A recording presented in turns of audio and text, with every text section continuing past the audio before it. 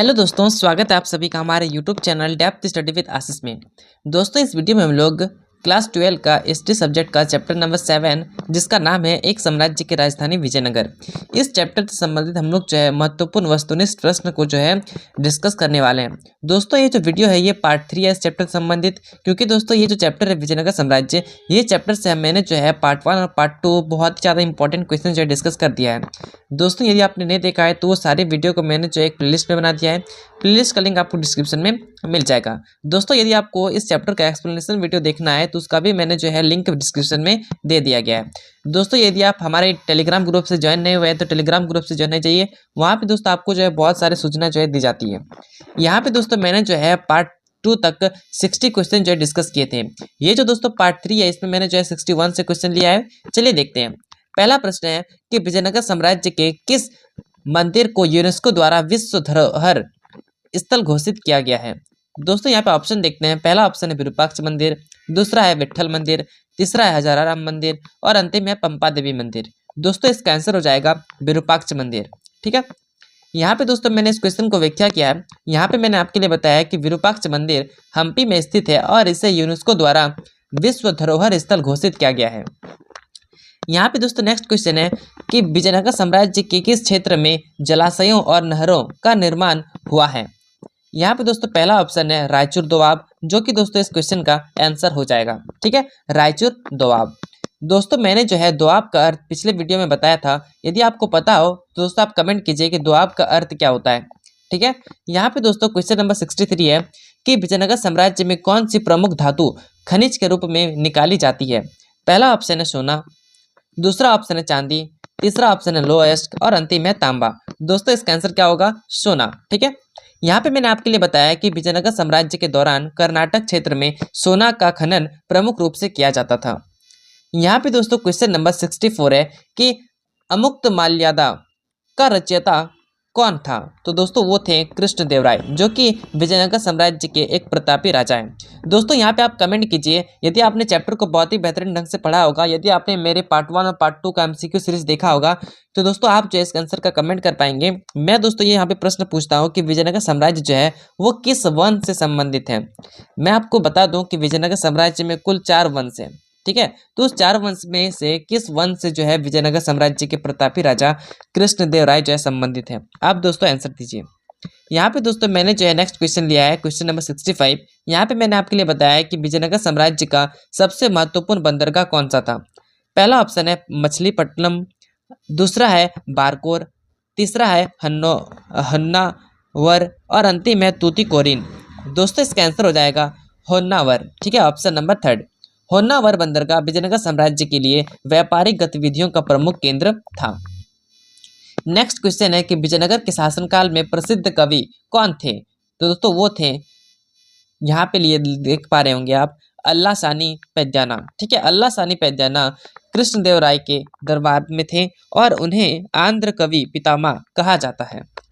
Next question है कि तालीकोटा का युद्ध किस वर्ष हुआ था।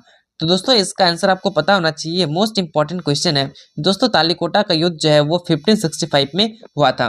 1565 में तालीकोटा का युद्ध विजयनगर साम्राज्य और दक्कन सुल्तानों के बीच हुआ। नेक्स्ट क्वेश्चन देखते हैं, क्वेश्चन नंबर 65 कि विजयनगर साम्राज्य में कला और वास्तुकला का कौन सा रूप मुख्य था। तो दोस्तों यहाँ पे जो है देख पा रहे होंगे, पहला ऑप्शन हिंदू शैली, दूसरा है मुस्लिम शैली, तीसरा है मिश्रित शैली। तो दोस्तों इसका आंसर क्या हो जाएगा? मिश्रित शैली, जिसमें दोस्तों आपको जो है द्रविड़ और इस्लामी शैलियों का मिश्रण देखने को मिलता है।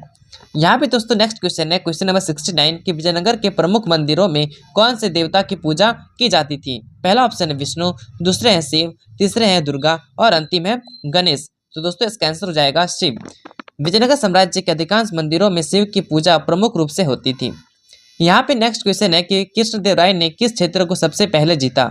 पहला ऑप्शन है उड़ीसा, दूसरा है गोलकुंडा, तीसरा है बीजापुर और अंतिम है रायचूर दोआब।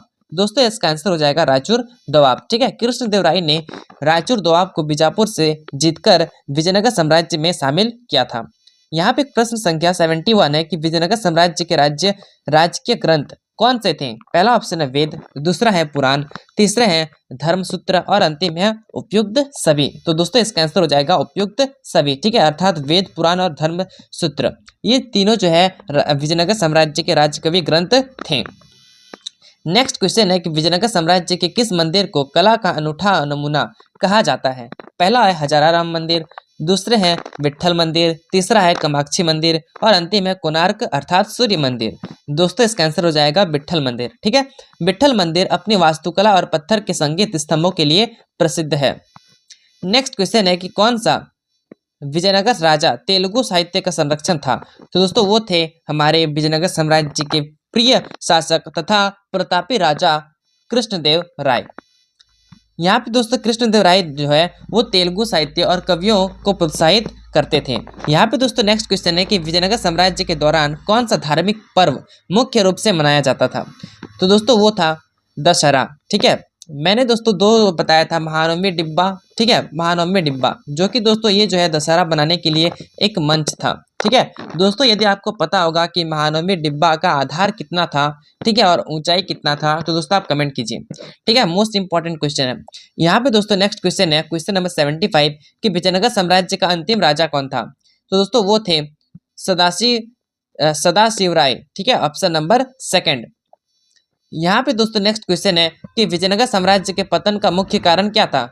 पहला ऑप्शन है व्यापार में गिरावट, दूसरा है कमजोर नेतृत्व, तीसरा है तालिकोटा युद्ध, अंतिम है विदेशी आक्रमण। तो दोस्तों आपको पता होना चाहिए कि विजयनगर साम्राज्य जो है वो तालिकोटा का युद्ध के कारण खत्म हुआ था। अर्थात विजयनगर साम्राज्य में जो तालिकोटा का युद्ध हुआ था, जो 1565 में हुआ था, इसके कारण जो है विजयनगर साम्राज्य पतन हुआ। ठीक है, यहाँ पे नेक्स्ट क्वेश्चन है क्वेश्चन नंबर 77 कि विजयनगर साम्राज्य की स्थापना कब हुई? तो दोस्तों विजयनगर साम्राज्य की स्थापना जो है वो 1336 में हुई। दोस्तों आप कमेंट कीजिए कि विजयनगर साम्राज्य की स्थापना जो है वो किसके द्वारा की गई। ठीक है, दो भाई थे, दोनों भाई के नाम आप कमेंट कीजिए। चलिए यहाँ पे नेक्स्ट क्वेश्चन देखते हैं। नेक्स्ट क्वेश्चन है कि विरूपाक्ष मंदिर किस नदी के किनारे स्थित है? तो दोस्तों वो है तुंगभद्रा नदी। ठीक है, विरूपाक्ष नदी जो है वो तुंगभद्रा नदी के किनारे स्थित है। नेक्स्ट क्वेश्चन है विजयनगर साम्राज्य में प्रमुख शिक्षण केंद्र कौन सा था? तो वो था विद्यानगर। ठीक है, ऑप्शन नंबर थर्ड। विद्यानगर जो है वो शिक्षा और संस्कृति का प्रमुख केंद्र था। नेक्स्ट क्वेश्चन है कि विजयनगर साम्राज्य का अंत किस युद्ध के बाद हुआ? तो वो था तालिकोटा का युद्ध। ठीक है, जो कि 1565 में लड़ा गया था। नेक्स्ट क्वेश्चन है विजयनगर साम्राज्य का पहला शासक कौन था? तो वो थे हरिहर प्रथम। ठीक है, हरिहर प्रथम जो है वो विजयनगर साम्राज्य का पहला शासक था, जिसने 1336 ईस्वी में विजयनगर साम्राज्य की स्थापना की थी। नेक्स्ट क्वेश्चन है कृष्णदेव राय ने किस विदेशी शक्ति से गठजोड़ किया था? तो वो थे पुर्तगाली। ठीक है, पुर्तगाल। यहाँ पे दोस्तों बताया गया है कि कृष्णदेव राय ने पुर्तगालियों के साथ अच्छे संबंध बनाए और उसने उनसे तोपखाना और घोड़ों का आयात किया था। नेक्स्ट क्वेश्चन है कि हम्पी शहर किसके शासनकाल में अपनी चरम सीमा पर था? तो दोस्तों वो था कृष्णदेव राय। ठीक है, कृष्णदेव राय के शासनकाल में हम्पी व्यापार, वास्तुकला और कला का केंद्र था। नेक्स्ट क्वेश्चन है कि विजयनगर साम्राज्य की प्रमुख मुद्राओं को क्या कहा जाता था? तो उसे कहते हैं पगोड़ा। ठीक है, ऑप्शन नंबर सेकंड। यहाँ पे दोस्तों पगोड़ा जो है वो सोने की मुद्रा होती थी, जिसका उपयोग कृष्णदेव राय अर्थात विजयनगर साम्राज्य में जो है होता था। नेक्स्ट क्वेश्चन है कि तालिकोटा युद्ध के समय विजयनगर साम्राज्य का शासक कौन था? तो दोस्तों उस समय में जो है अंतिम राजा बोले या फिर इसके तालिकोटा का युद्ध के समय जो है उस युद्ध का नेतृत्व करने वाला वो था राम राय। ठीक है, राम राय। यहाँ पे क्वेश्चन नंबर 86 है कि विजयनगर साम्राज्य में सिंचाई के लिए कौन सी प्रमुख नहर बनाई गई थी? तो दोस्तों वो था तुंगभद्रा नहर। ठीक है, ये जो है तुंगभद्रा नहर विजयनगर साम्राज्य में कृषि के विकास के लिए बनाई गई थी। नेक्स्ट क्वेश्चन है हम्पी किस वर्ष में यूनेस्को विश्व धरोहर स्थल बना? तो वो था 1986। ठीक है, हम्पी को जो है खंडहरों को 1986 में यूनेस्को विश्व धरोहर स्थल घोषित किया गया। क्वेश्चन नंबर 88 है विजयनगर साम्राज्य के शासक कौन से क्षेत्र से संबंधित थे? पहला ऑप्शन है आंध्र प्रदेश, दूसरा है कर्नाटक, तीसरा है तमिलनाडु और अंतिम है केरल। दोस्तों इसका आंसर हो जाएगा कर्नाटक। ठीक है, विजयनगर साम्राज्य का केंद्र वर्तमान कर्नाटक राज्य में स्थित था। प्रश्न संख्या 89 देखते हैं। विजयनगर साम्राज्य के किस राजा ने नवरत्न कवियों को संरक्षण दिया? तो वो थे दोस्तों हमारे कृष्णदेव राय। यहाँ पे दोस्तों बताया गया है कि कृष्णदेव राय ने अपने दरबार में नवरत्न कवियों को संरक्षण दिया था। दोस्तों मैं आपको बता दूं कि इस तरह का व्याख्या सहित यदि आपको डेली के और पर डे और पर चैप्टर के वीडियो चाहिए तो दोस्तों आप कमेंट कीजिए, ठीक है। वीडियो कैसा लग रहा होगा दोस्तों आप कमेंट कीजिए, ठीक है।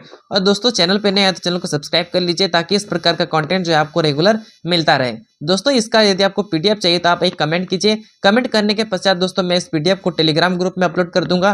टेलीग्राम ग्रुप का लिंक आपको डिस्क्रिप्शन में मिल जाएगा। यहाँ पे दोस्तों क्वेश्चन नंबर 90 है कि विजयनगर साम्राज्य के पतन के बाद किस वंश ने सत्ता संभाली।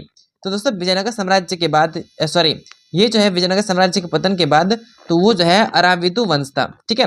यहाँ पे बताया गया है कि विजयनगर साम्राज्य के पतन के बाद अराविदु वंश ने सत्ता संभाली लेकिन वह लंबे समय तक टिक नहीं पाया, ठीक है। दोस्तों आपको पता होगा पहला वंश था संगम, दूसरा था सुलभ, तीसरा था तुलुभ और अंतिम था अराविद वंश, ठीक है। दोस्तों ये सारे चैप्टर्स के वीडियो मैंने जो है जो आपका चैप्टर 1 से लेकर 12 है वो सारे चैप्टर्स के वीडियो हमारे चैनल में अपलोडेड है, ठीक है। यदि आपको बहुत ही अच्छे ढंग से एक्सप्लेनेशन चाहिए तो आप दोस्तों डिस्क्रिप्शन में लिंक है, आप जाके देख सकते हैं। और दोस्तों मैंने जो है एमसीक्यू सीरीज स्टार्ट किया है जो कि अभी तक हम लोग जो है 7 चैप्टर कंप्लीट कर दिए हैं, ठीक है। अब दोस्तों हम लोग जो है नेक्स्ट 8 चैप्टर को कंप्लीट करेंगे, फिर 9, 10, 11 इस तरह से आपका जो सिलेबस है उसको कंप्लीट करेंगे और दोस्तों एक अच्छा रिजल्ट जो हम लोग प्राप्त करेंगे। तो चलिए दोस्तों मिलते हैं नेक्स्ट वीडियो में, तब तक के लिए जय हिंद जय भारत।